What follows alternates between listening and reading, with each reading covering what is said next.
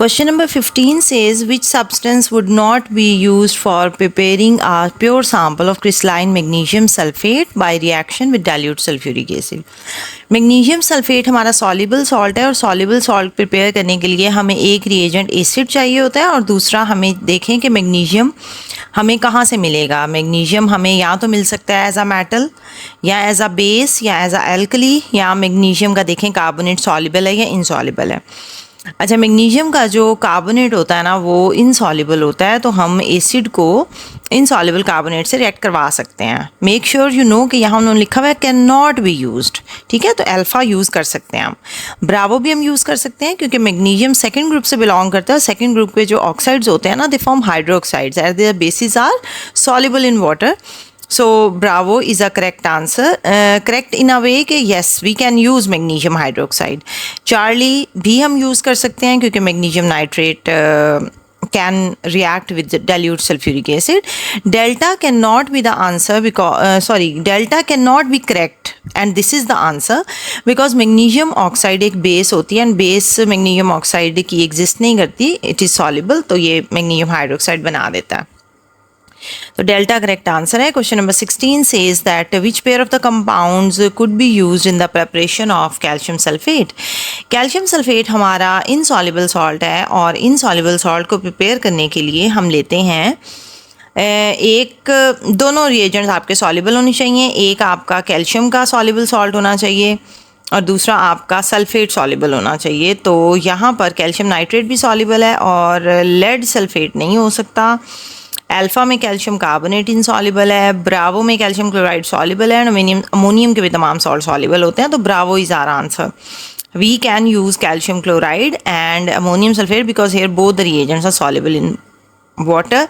Charlie में barium sulphate soluble नहीं है, डेल्टा में लेड सल्फेट सॉल्युबल नहीं है और अल्फा में कैल्शियम कार्बोनेट सॉल्युबल नहीं है।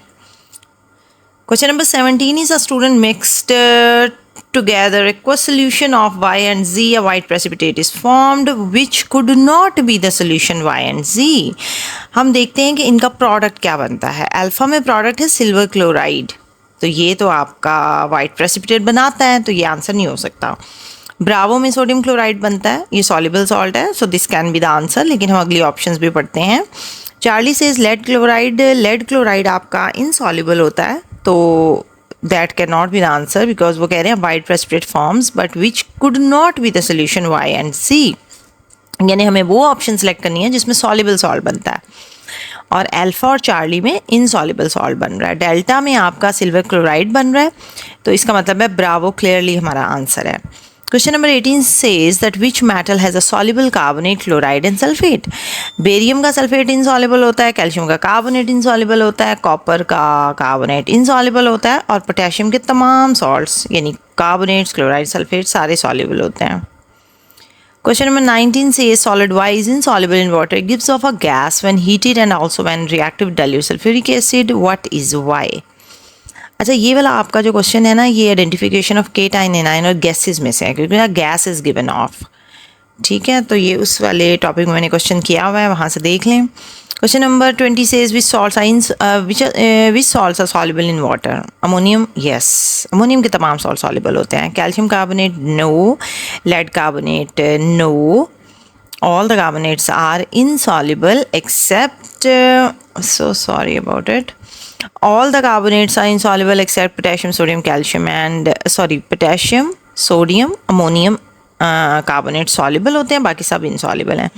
Sodium, yes, it is soluble. So 1 and 4. Charlie is your answer. Question number 21 says in which reaction do the product form not include a salt? हम reaction में products देख लेते हैं। Alpha option में आपके पास calcium chloride बन रहा है, ब्रावो में आपका कॉपर ऑक्साइड हाइड्रोजन के साथ रिएक्ट कर रहा है।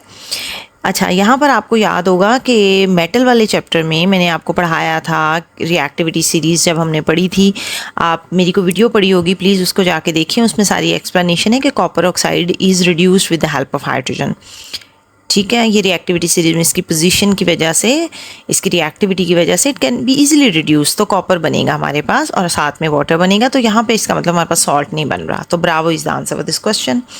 Question number 22 says which salt can be prepared by an alkali acid alkali titration. तो आपका ammonium sulphate can be produce, क्योंकि अमोनियम हाइड्रोक्साइड एक एल्कली है और सल्फ्यूरिक एसिड एक एसिड है, तो ये आपका इजीली रिएक्शन हो जाता है। Alpha is the answer of this question.